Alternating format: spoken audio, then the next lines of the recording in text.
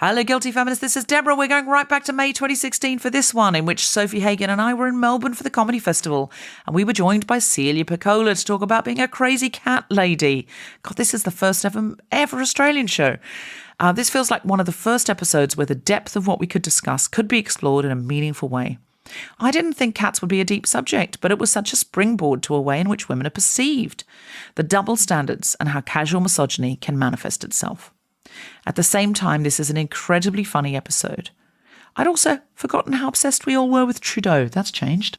Please enjoy this episode. I'm a feminist, but while in Melbourne, I had my teeth whitened, something I occasionally do in secret to look more attractive. And I didn't realise that in Australia, they're allowed to use a higher quantity of hydrogen peroxide in their products. So I experienced a shooting pain during the treatment, and at random for 12 hours afterwards, meaning I would be talking to someone and suddenly double over and grab my jaw in agony, and when they try to help, I just have to say, no, you just need to let it pass. Also, I didn't realise I couldn't drink Melbourne coffee for 48 hours afterwards, so I've had to drink iced lattes through a straw. A drink I now call vanity on ice. I'm a feminist, but I recently realized that my own dreams have the same men to women ratio as most British panel shows. Do your dreams pass the Bechdel test? No. I'm a feminist, but the day before I did a TED talk at Cambridge University, I got the worst haircut and colour of my life. It was cut so short that I looked like a squirrel blowing up a balloon. On the day I was so upset, I cried at Cambridge University, and now, although I know I should want people to hear what I had to say, I rarely direct them to my TED talk because I hate the way I look. I do not think a man would do that. God, that was sadder than I thought. People really judged me for that. I judge me too. I do fight between the two vanities of wanting people to know I've done a TED talk and not wanting them to see me that way. I was about to say, no, you look great, but I should have said, you said some great things. But I haven't seen it. If you think I look great in that, then I'm going to get really upset. If I said, oh yeah, you looked horrible, how would that have turned out? I feel pleased that people good. understand that relatively that's not a good look for me. I am a feminist. And, no, wait. I really want to say that. I'm a feminist, but even though I think that all women should be allowed to sleep with as many people as they want to sleep with and express their sexuality in any way that they please, I don't think my little sister should. For her, it's just turtlenecks and Bibles. I'm a feminist, but last night I had a dream I was backstage about to go on a comedy panel show, and the producer was being really sexist, and I called him on it, and he said, I'm not a feminist, you know. And I stepped up onto the dream-raised platform he was on and looked him in the eye, and the other comedians backed away from me. And I said, do you believe that you and I should have equal opportunities, yes or no? Because if you do, you're a feminist. And he said, I don't want to get into it. And I said, well, if you don't say I'm worth as much as a man, I don't trust how you'll edit this show, and I'm going to have to walk. And I saw his eyes panic because the show was about to go up. And I thought to myself, what are you doing? He'll replace you and you need this. And I quickly said in the dream, you and I both know I won't walk. I won't do that. And I woke up and felt so ashamed, like I was the disappointing Martin Luther King of feminism. I had a dream, but I gave it up for a TV panel show.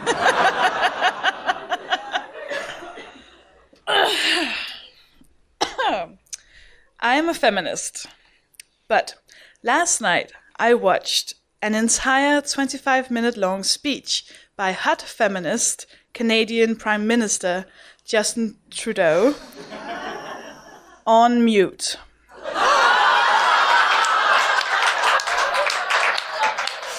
While pretending that he was my ventriloquism doll, saying, "Marry me, Sophie. Be my first lady." Oh, Sophie. He's mine. So hot. He's mine. He's so hot. Yeah. And I'm sure he says amazing things. We could seriously fall out if you kissed Justin Trudeau. That would be it. It would be worth it. Fair enough. Fine. Do the Guilty Feminist with Justin Trudeau. I will. That would be a great show, actually. I would listen to that. It would be worth giving me up. I would give me up for Justin Trudeau. That would be the right thing to do. Live from Melbourne Town Hall, the Spontaneity Show presents The Guilty Feminist with Sofie Hagen and Deborah Francis-White, and tonight's special guest Celia Pacquola talking about Crazy Cat Lady. This show is The Guilty Feminist, the podcast in which we explore our noble goals as feminists and our hypocrisies and insecurities which undermine them. So tell me about your challenge this week, Sofie. Yes, I am a dog person. Yeah. How can you go if you're a dog person? Thank you. We don't even need to hear the other ones, do we?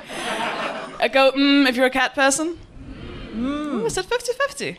Let's have a fight. I know who'll win. I had to go.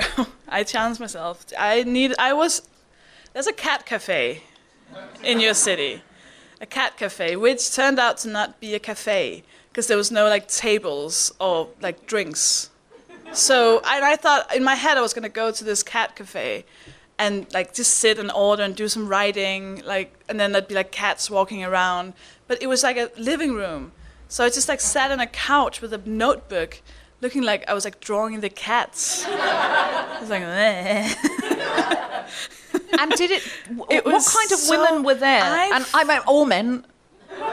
What kind of people were there, Sofie? I felt like when I walked in, I'm not easily thrown, but I did feel like Outnumbered? I felt like I was walking into a brothel. Like I would like look over my shoulders, be like, if someone walked by, I'd be like, I'm just waiting for the bus. And then I'd walk in, and they were selling all these cat merchandise things, and you had to wash your hands. It's cats. They're so deceitful, I imagine.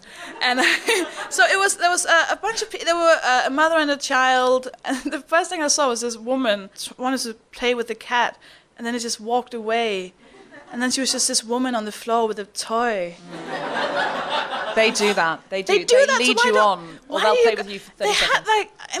had like drawings of birds on the wall. That's cruel. That's evil. I don't think they can see 2D. Really? No. I respect them so much more now. I couldn't make. I said to myself, you have to touch one of them. Like not like you have to whatever. Connect, yeah. You cuddle it or whatever, you'd pet it, and I couldn't do. I couldn't. Who gasped? You think- monster!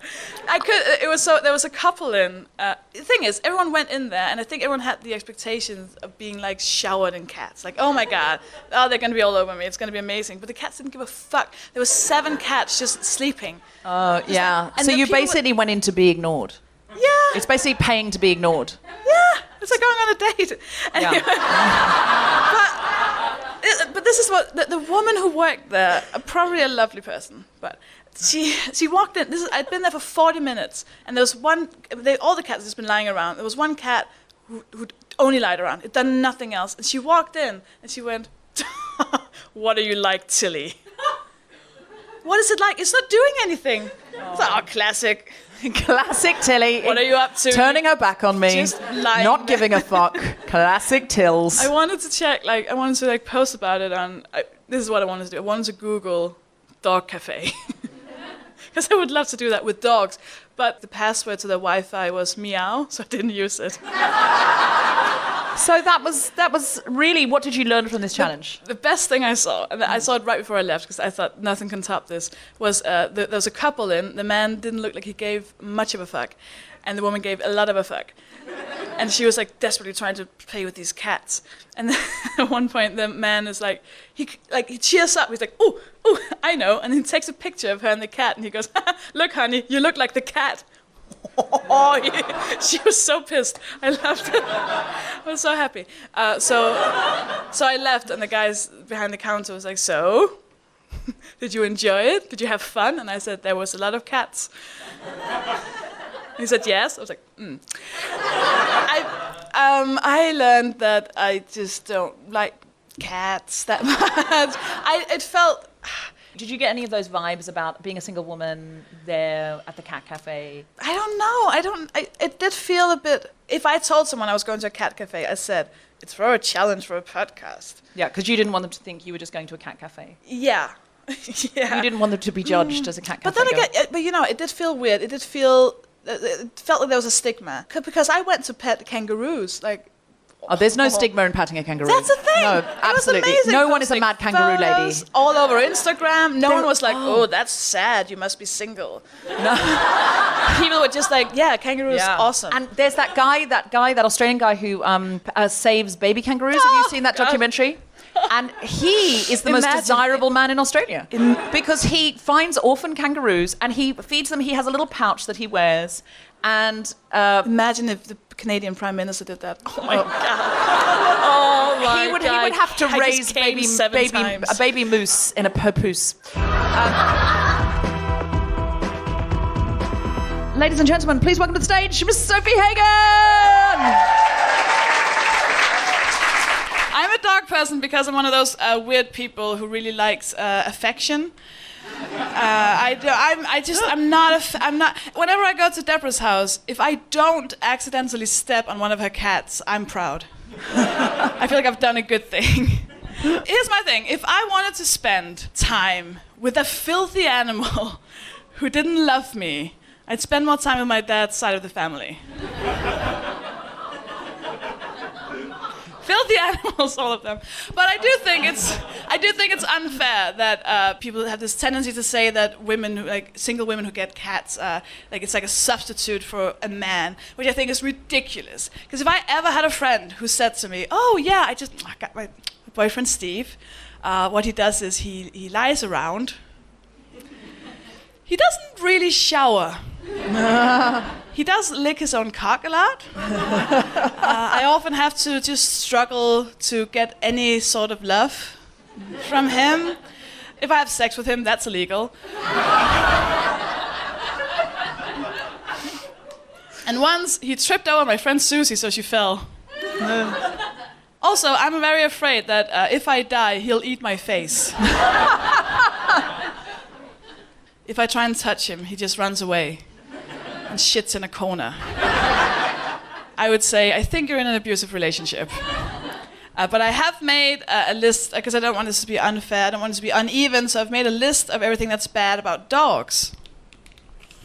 Nothing. Thank you very much.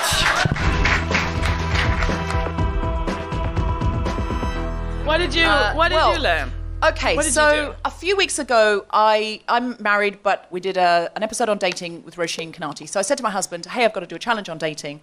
It's for the podcast. And he said, how about we both join Tinder? Because we got together before anything like that was available. And we were in a hotel, he went downstairs and into the bar, and we found each other on Tinder. But I realised I was still on Tinder. I still had Tinder.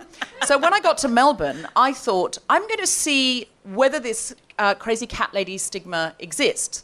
Because I do feel that we're childless, and I do feel people judge us for having two cats like they're our babies. So I do understand this stigma in its own way. And so I thought, I'm going to create a Tinder profile, a crazy cat lady Tinder profile, and not upset anyone, Tinder's a jungle. I'm not going to leave anyone at a roadside service station waiting for me or anything like that, but just put out the picture, see how many people swipe right on me, see if anyone wants to chat to me, that kind of thing. So I was looking for a picture that would really embody the crazy cat lady. And do you guys know a comedian called Beck Hill? Yeah, Australian comedian. Well, she'd been round at my place and we were doing a manga anime makeup session with a makeup artist. So she'd done these manga eyes and she had a big pink wig. And she looked like a manga girl and she was holding my cat and I'd taken a picture. So I said, hey, Beck, do you mind if I use this as my Tinder profile picture? And I explained nothing else. And Beck, being a sport, just went, sure. So I put that out there. And then the description of myself I have it here, I wrote it down. I wrote this description of myself. I took off the old one and it said, I have two cats. I love my cats. They are my life. If you want to date me, you also need to love cats. I like dogs too, but I cannot date a dog owner because I have to be realistic about what my cats will accept. And I thought, obviously the joke is no one is going to touch that with a barge pole. I cannot believe what happened next. I thought it was going to be like, oh yeah, because previously on Tinder I'd had my really hot pictures up. They'd been taken by a professional photographer. And I thought, I'd done quite well and I'd just had a few people chatting to me. This went crazy. I did this at like 3 o'clock in the morning and I woke up at like 11. I had 33 messages. I've never had more than like 1 or 2 messages on Tinder. The first one was from a guy, shall I say his name? No. Yes. Okay, fine. His name's Aaron. He said, hey, how are you? I like to dress up like a cat. Actually, do you know what? I'm going to change his name for the podcast, for the edit. Okay. His name's Baron. He says, hey, how are you? I like to dress up like a cat. And I wrote back, do you? Any pictures? And he wrote back, I haven't because I don't want anyone to see them, but happy to do it when we catch up. I want to be on all fours and purr and rub against you. And I wrote, who am I, cat or owner in this scenario? And he wrote back, which one do you want to be? Do you have any pictures of you dressing as a cat? And then he wrote his phone number and said to text him. I did not. I wrote, it's moving very fast like a dog, Baron, not slow like a cat. And he wrote back, okay, Catwoman, nice and slow. I think you will be the cat of this scenario. And then I wrote, have you played games dressed like a cat before? And he said, yes, have you? And I just said, what games have you played? And he said, chase mouse game, cat climbing game, and chase flashlight. Now, that's not the only message I got like this, and like a lot of them I just didn't respond to and I didn't engage with.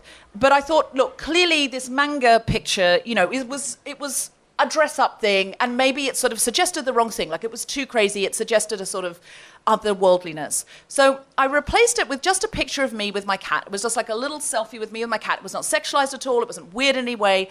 And it just said, hanging out with my cats. And I had a few pictures on there, all of me just with my cat, just, wearing a tracksuit. It was worse. Hey, Deb, thanks for the like. Meow, meow. And then meow. A lot of people saying meow or purr. And then, hi, how are you? You're hidden behind the cat. And I said, yes, do you like my cat? Yes, it's beautiful. My sister has 3 cats. That's too many. How many cats do you have? And then, hola. So only 2 cats? Like, only 2 cats. And I said, yes, do you have more? And then he didn't say anything. Wrong question. And then literally from somebody called, I'm going to say this name, called Nacho, I got a message, from 1 to 10, what are my chances of actually being able to go and pet your cats? I mean, and then, from this guy, we both know this is Tinder, but sex comes second to lying in a pile of lazy cats. I mean, it was message after message after message. I'm not making any of those up. And I was like, oh my God, she's a crazy cat lady. Don't date. No. If you want to be hot on Tinder, a picture of you and a cat will have it going off. I'm telling you. So that was my challenge. Not what I thought. Why does it have to be crazy cats? Why does it have to lie in a pile of crazy cats? Lazy cats. Oh, lazy cats. It's like that sounds dangerous. They have teeth and stuff. No, you wouldn't want to lie in a pile of crazy cats. That would be dangerous. No, this is lazy cats. Well, are there non-lazy cats? They're not just cats. This man has specific needs. Can I have his number? I have questions. You can write back to him here. I'll write back to him now if you want. Nacho? Was that his name? This chap's called Mark. And I said, I'm not sure what that means. And he said, I'm a cat dude. And then he says, if we ever meet, I'll have to play with your cats. And I wrote, is that innuendo? And he never wrote back. So I think he got offended by that. Yeah, but a lot of people did like pussy jokes and stuff. But with the regular cat picture, it was just a nice profile. I got only people interested in dating the cats. One guy said, oh, you've got beautiful blue eyes. And I was like, the cat has blue eyes. And he was like, you look like twins. And I was like, no, we don't. No, we don't. She's a ragdoll. I was like, it was frightening. It was frightening. I wanted to put up my kangaroo photos and see if I get any like, ooh. Yeah, marsupial lovers. Now, welcome to the stage, Deborah Francis White.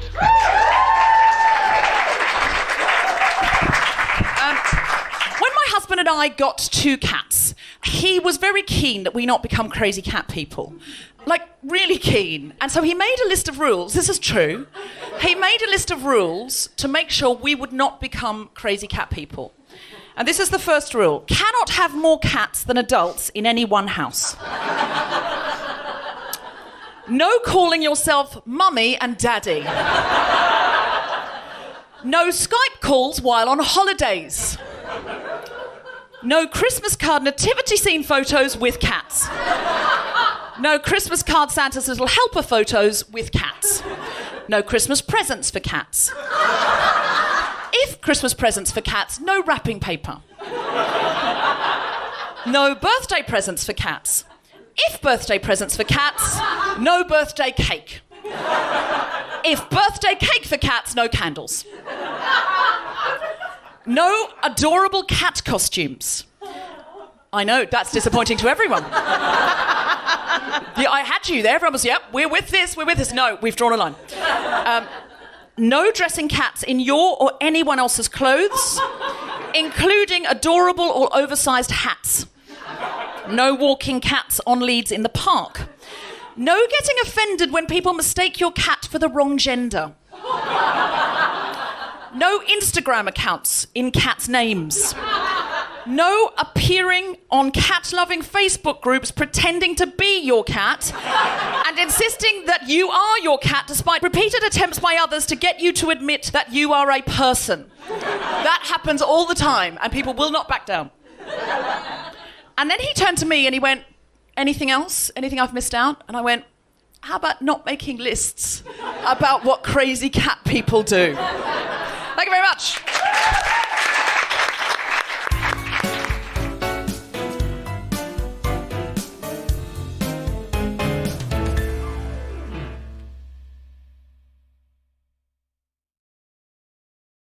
Hello, Guilty Feminists. This is Deborah. We're back at King's Place in London recording more live episodes. On the 24th of March, my co-host will be the incredible Abigail Shimon, and guests include journalist and presenter India Rakison and poet Amy Aker. Then on the 27th of March, we have the first of our Guilty Feminist book clubs, where we will be talking to Susie Miller, who wrote the hit play with Jodie Comer, Prima Facie. She has now turned that play into a novel. And we are looking at it alongside feminist classic from the 70s, Fear of Flying by Erica Jong. We're going to do more of these throughout the year, so please do join us at our very, very first Guilty Feminist Waterstones book club. And we're back at King's Place on the 10th of April before heading off to Australia and New Zealand, where we will be appearing live and recording an episode in Christchurch on the 11th of May, Auckland on the 14th of May, Wellington on the 15th of May, Adelaide on the 18th of May, Perth on the 20th, Sydney on the 23rd, Melbourne on the 25th, Brisbane on the 27th, and finally Canberra on the 28th of May. So get in and get your tickets now. They are going very fast. Please go to guiltyfeminist.com and just click on live shows for any of these events. Thank you so much for everyone who supports us via Patreon. From as little as £2.50 a month, you get ad-free episodes and you can be the first to know when tickets go on sale or when we have other special offers, opportunities or news. And if you're passing Apple Podcasts or Spotify and you felt like leaving us a 5-star review, that really does help other people find the podcast. You can leave it for any individual episode you've enjoyed or just in general. You could also tell someone you know with your face or drop it into a WhatsApp group that you think they would really enjoy The Guilty Feminist. That's all from me. And now back to the podcast. Let's bring on our amazing guest. Let's bring on our amazing guest, ladies and gentlemen, Celia Pacquola.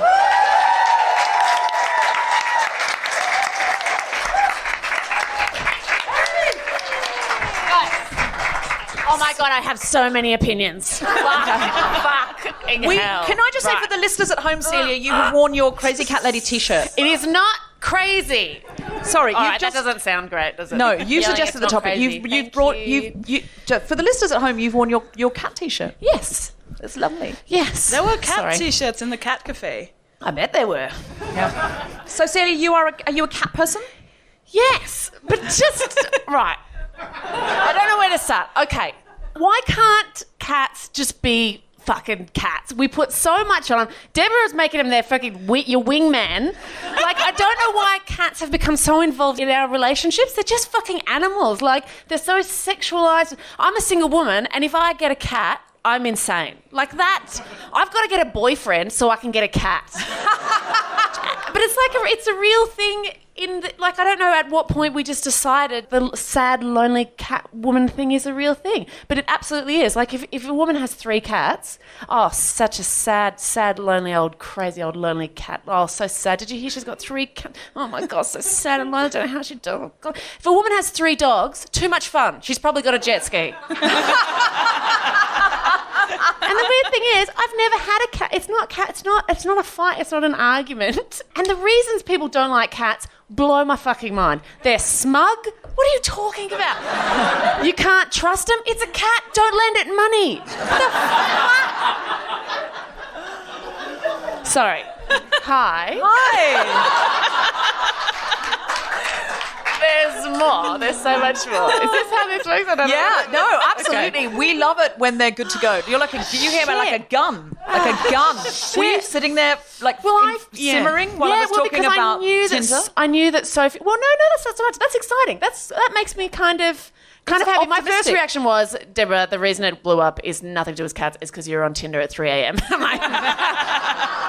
But then you changed it. So that makes me feel... But it was in the morning. Nice. A lot of them came through in the morning. Like, I changed it at 3 a.m., but people didn't see it till like 9, 10, 11. So people were getting up in the morning over their muesli. Yeah. They were going, oh, let me send a sexy cat message and ask if I can play Torch Catch Torch. But, with a lady. I mean, that sounds so much fun. I mean, everyone knows Do you want me to put you in touch with...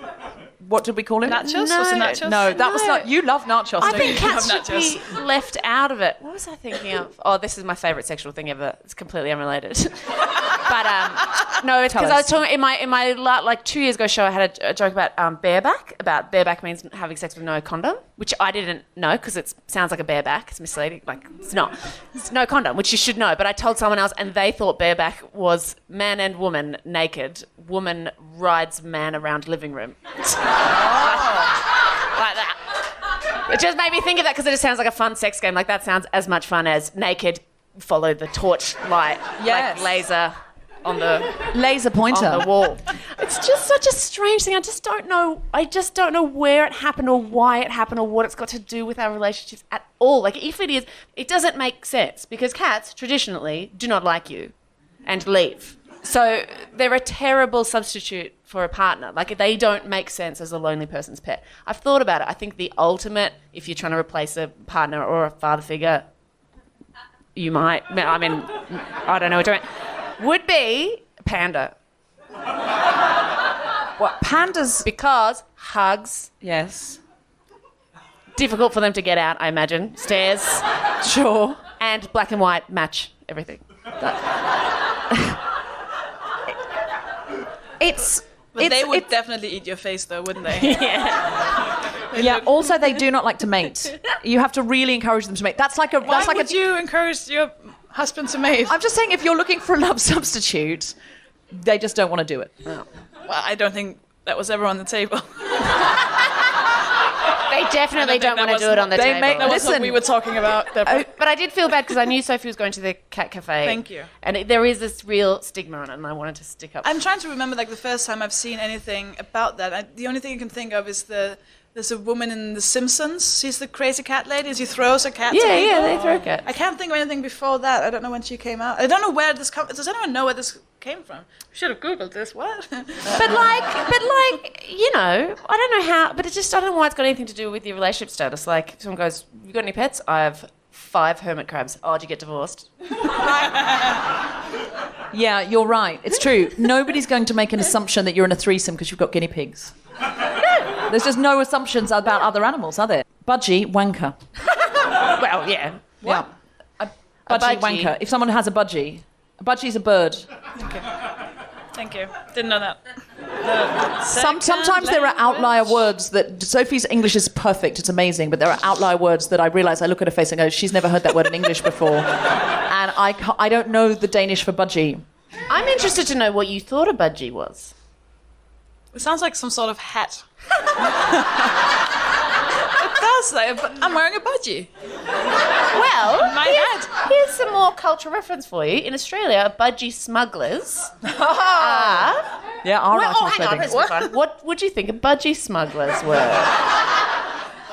Not a joke, completely real. Wait, why do you smuggle birds that can fly? Because Like a it's little illegal to fly. get them out. Yeah. What? Where? Oh, that's a Oh, great it's in a joke. penis now. What? Why Budgie would you smugglers smuggle a are penis? tiny, tiny speedos. Ooh, do you know what speedos are? They're tiny bathers. Cats suck. That's all I want to say. That's just fun. But yeah, budgie smugglers are Budgie tiny, smugglers are- tiny men's bathers. I think the stigma comes from women not being. It's not okay. I imagine it hasn't been okay for women to be single since, like, we were dependent on men. Yeah. It must come from that. Yeah, it doesn't feel okay. It's weird. As a single, you get a lot of, you'll meet someone, which is the wrong thing to say. The correct answer should be, it's okay if you don't meet someone. Do you know what I mean? Because Or maybe just don't comment at all on someone else's. Yeah, but they status. do. Yeah, but people fucking love it. Oh my I went God. for lunch. If I went for lunch with a friend who was single, I would never say, you'll meet someone. Or, it's okay if you don't meet someone. If they're crying, going, "I'll never meet someone," Oh, yes. Then, then you could say, and that's okay. No, then I just... I would Fuck just up and say, have your ice get latte. could we get some margaritas over here, is what I would say. No, if someone was crying and saying, I'm never going to meet someone, I would say, get a cat. See, because- why? What? Why would I- you punish them? No. But like trying to find out, do I want to be in a relationship because I feel like I want to be in a relationship, or do I want it because it's a bit embarrassing to be near my 30s? It's like, it seems like the worst thing in the world to never meet anyone. And it feels like if you're single and you meet someone you like them, that's great. But if you don't, it's got to be okay. Like, it's still pretty good. And I do know someone personally who wears in public a T-shirt that says vaginitarian, and he has a girlfriend / food source. So it's not, because the facts are, right, if you're single, in your experience, all relationships end. Like, if you're single, 100% of your experiments have concluded that relationships do not work for you. So if you are single, it is irrational and deluded to have hope for love. But you can't say shit like that because you stop getting invited to weddings. Which is what I feel. And I understand why, because we have hope. It feels better to go, everything's going to be great. But being great doesn't necessarily mean being with a partner. A lot of people are in relationships that they absolutely should not be in. And I feel sometimes they stay in those relationships because... Yeah, on the your fear own of being again. single. But sometimes I think, as I am in a relationship, now I sound like a smug cat. I am in a relationship, but I think, there are huge advantages to being single that you can just take off. You can just do whatever you want. I am going on a vacation to Bali in a honeymoon hotel alone. Hey, wow. Hey, have you done a solo single holiday before? Yeah, but it's been like work related. So I've like Yeah. done gigs and stuff. This is like there's Yeah. 6 rooms in the hotel. There's like heart-shaped beds. I'm gonna be at the breakfast going, "Hi guys." Because I've done. He'll show up. I'm sure. Yeah. I'm sure he'll be here right in a minute now. Oh my God, you've Just got making it to. because in my head I'm good. I think it'll make people uncomfortable. Yeah. You think? Happy couple might be like, "Oh my God." Can you do this as a Guilty Feminist podcast Yes. challenge, please? Yes, let's Take yeah. a. Did you say you're gonna get a dress, right? a dress, like a wedding dress. Yeah. Oh yes. You're just going to sit at breakfast every day Yeah. like Miss Havisham? Yeah. Are you Like serious? the Danish Miss Havisham? Just crying. Oh my God. Just for an experiment, because I did it not in a wedding dress and I felt judged and people Yeah. feel sad for you. But particularly the only times it felt really sad was dinner and tennis. That was genuine. I took myself off over Christmas to Byron Bay on a solo holiday by myself, and everyone was like, "You can't do it. It's so sad. You'll be so sad." And I actually had a lovely time, except for when I walked past the tennis court. When I like because tennis on your own is a lot of serving. Yeah. It's But not much a lot fun. of aces. I went and I had a lovely time. Was eating and wine and a book that I was really enjoying, but you can't help but feel people looking at you going, "Oh, she doesn't know she's incomplete." But here's the interesting thing about that, guys. I travel on my own a lot, and so I'm often in hotels on my own, and I'm often eating on my own. But because I know I'm married, it never occurs to me I mean, it has now, but it's never before occurred to me that anyone would be judging or looking or going, oh, poor her, she's alone. Oh, she hasn't got a boyfriend. Because I know that I have. So I make positive assumptions about how everyone else is seeing me, which is like this fabulous career woman. We're trying not to say career woman at the Guilty Feminist, because Sophie pointed out to me that what's the version of career man? It's man. So I'm this fabulous woman careering around the world, like being all fabulous, and I'm here doing stand-up, and then I'm going to do this amazing corporate seminar, I'm going to do a TED Talk. And so because I know there's a man back home and 2 cats, I just never occurs to me that anyone else doesn't know that. But I do have that same sensitivity about children because I don't have any. I know that people feel sorry for me sometimes, and I had fertility treatment, it didn't work out. I don't want to bum you out, but I tried to have children, didn't work out. And then I just got to this point with it where I thought I could spend the rest of my life trying to have children, or I could enjoy the fact that nobody wakes me up at 6 o'clock in the morning like a tiny coke addict going, I need you, I love you, I hate you, I need food. All of the rest of your life being ruined by that. And it would be lovely. And ironically, probably saying, give me coke. Yeah, give me coke. A lot of the time. Yeah. What the thing I like about the idea of children is, you know that photograph people take when they first had the baby, where they're just holding the baby and the mother and father generally looking at the baby, like, or mother and mother or father and father, we're inclusive, and looking at the baby, and they're looking at the baby like, oh, brave new world, like this is a love they've never experienced before and they've never understood. That's the moment I want. But after that moment, I'd like my life to go back to how it is with the cocktails.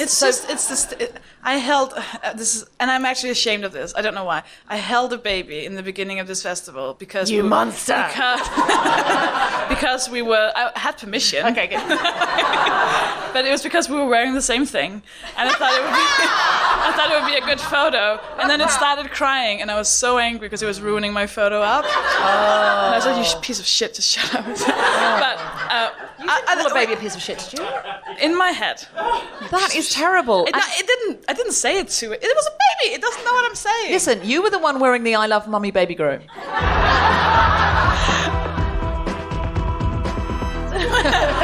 Does anyone have any questions about crazy cat lady, single life? None of us were going to back out of that in sentence. general. No one. We won't be offended. If you don't, I've got a question. Okay, Ooh, great. Okay. Oh no, just because I'm interested. When you're doing this solo holiday, in general, if you're doing things by yourself, do you feel the assumptions of the outside world doing it more than I think other people? It depends, because once I was waiting for a friend. I was like an hour early for a meeting. Imagine that, Deborah. And it's just always late.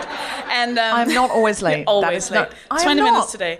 And my Uber cancelled, and yesterday I was precisely on time, and you were so shocked you weren't ready. That's true. I was waiting for a friend, so I was reading a book which happened to be Yes Man by Daniel Wallace, one of my favorite authors. And this woman was sitting with her boyfriend. They were together at the table next to me, and it was like a bar on a Friday night, which is where I don't really like to go out alone because that feels a bit. Ugh. And she came over to me and she said, "It's really good. You're doing what it says in the book. Congratulations. It's really cool that you dare to be here all alone."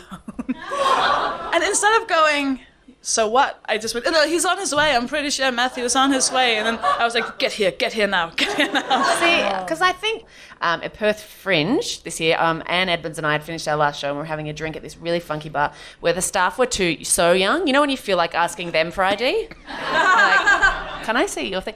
Anyway, so I'd finished my show and then we had a drink and then Anne gave me a lift home and dropped me off, and then I got into my apartment and I thought, oh fuck, and I sent her a text going, I've left a box of dildos in that bar, which I had. So I have a dildo as a prop and I happen to have a box filled with dildos, 6 dildos, 4 dildos in packets, 1 free-range dildo, which would be fine if I also hadn't left in there a copy of my script with my name on the top. But the worst thing about it was I thought, oh no, because I genuinely thought that this group of young funky bartenders who spoke to us would have found a box of dildos and thought, yeah, that's exactly what those women would be carrying around. Do you know what I mean? That they were turning going, yeah, that's exactly what I imagined they had. I think that'd be counting. Like, why would you need this one? So many dildos, I know. 6 dildos. You don't want to run out, is the thing. You just, and you want to mix it up. Yeah. Yeah. I think most of us have got more than one vibrator. Okay. Ladies and gentlemen, please give a huge round of applause for Celia Pacquola.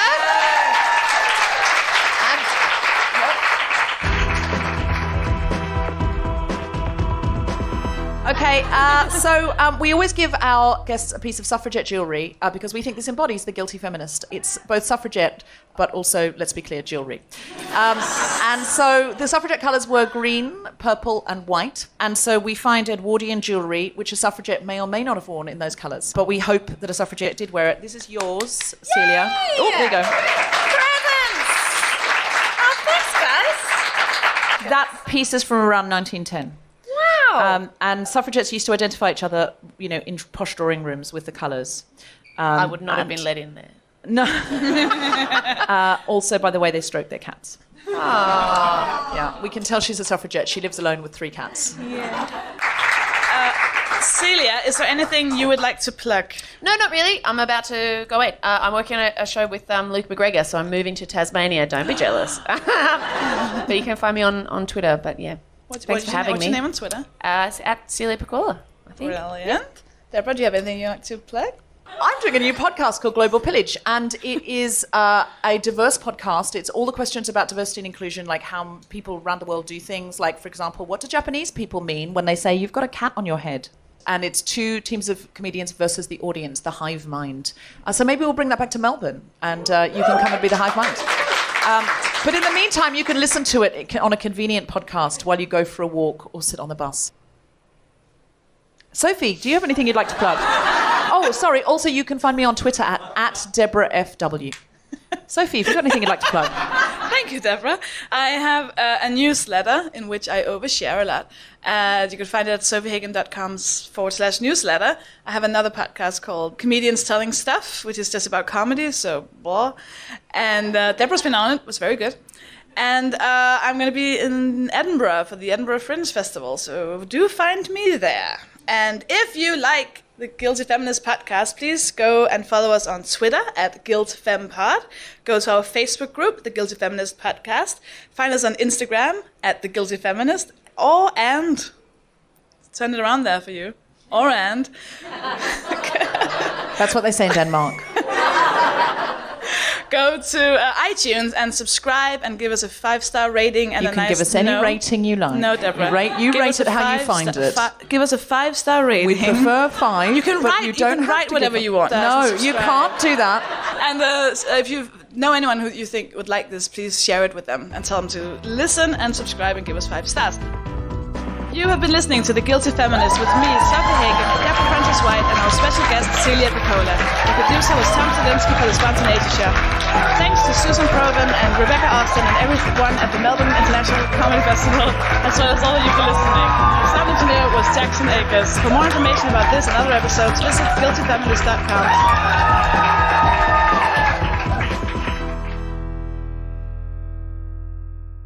I could get a wedding dress by tomorrow when I leave.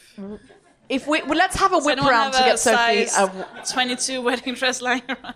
I will take you to an Oxfam nearby, and I will find you a wedding dress if you will agree to do that. I mean, there's smaller things you can get away with as well if that's too hard. Like find some like a locket that you can just put in your hand and look lovingly at. Do you know what I mean? Yeah. If a wedding dress is too ridiculous, like I'll open with a photo. Go to the beach and throw my ring in the sea. Yeah. Fuck you, Thomas. And every time you do something like that, change the name so people are like, oh my god, how many guys? Or just leave a bag of dildos on the beach. Yeah. Thank you very much. Thank you.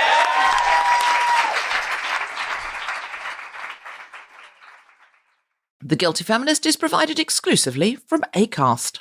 Find it wherever you get your podcasts.